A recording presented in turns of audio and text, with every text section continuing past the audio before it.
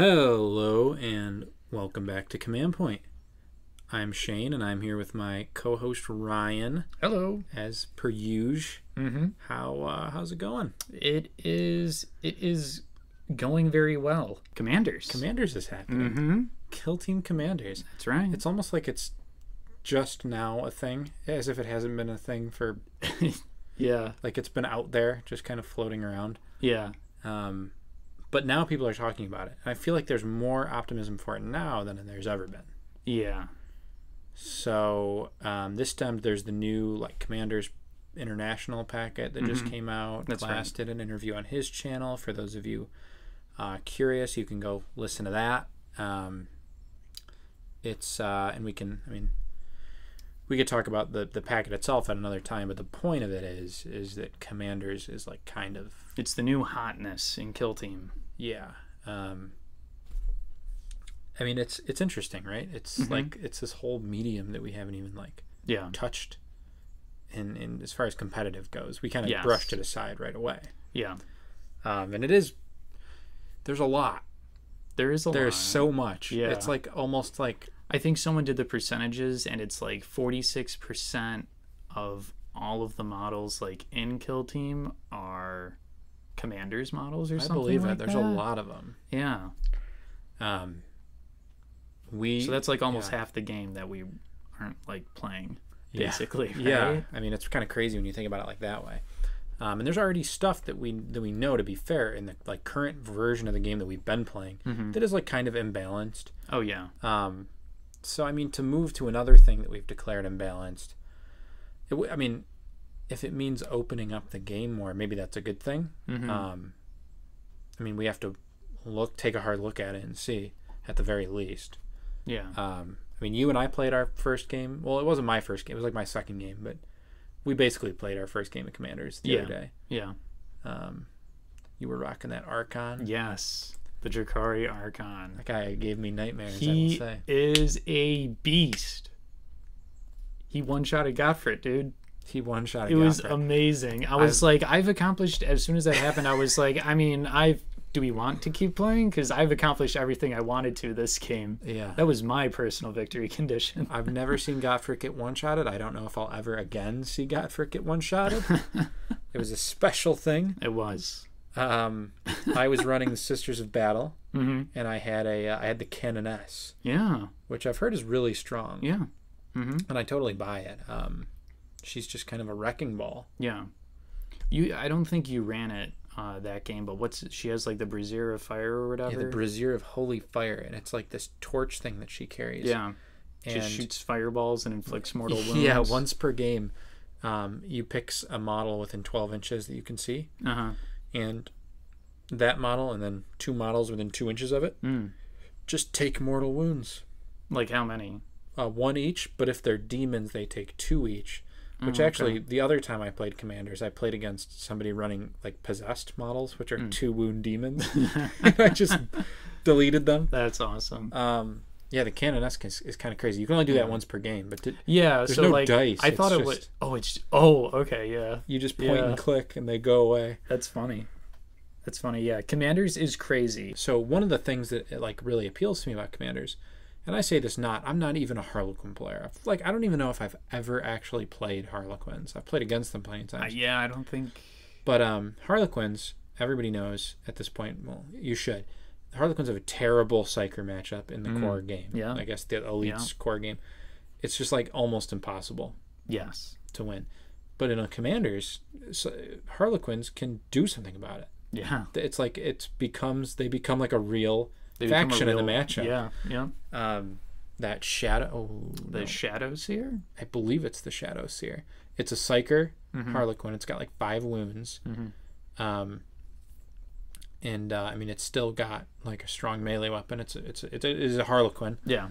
But it's got some crazy psychic abilities, where you can just wipe,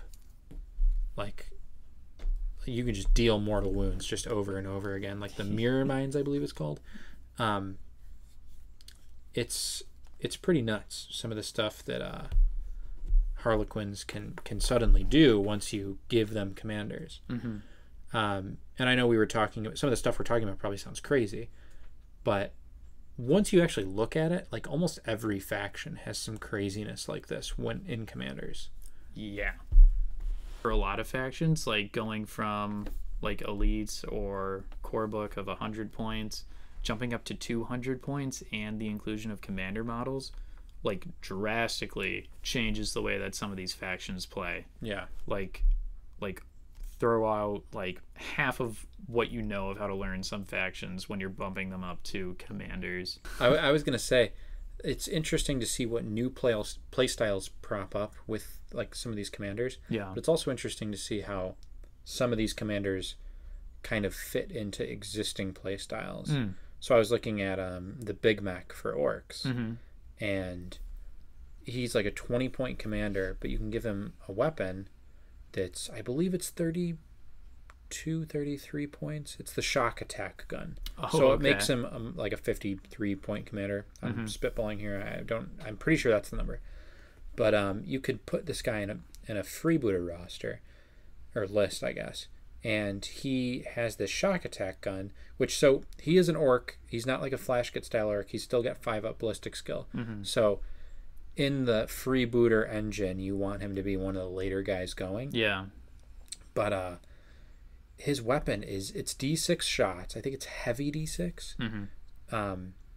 Its strength, hear this, strength is 2D6. It's not a set strength.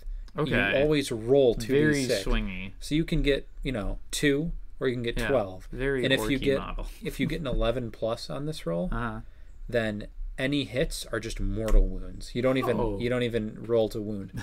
And they can't say that. But I was actually like thinking about it.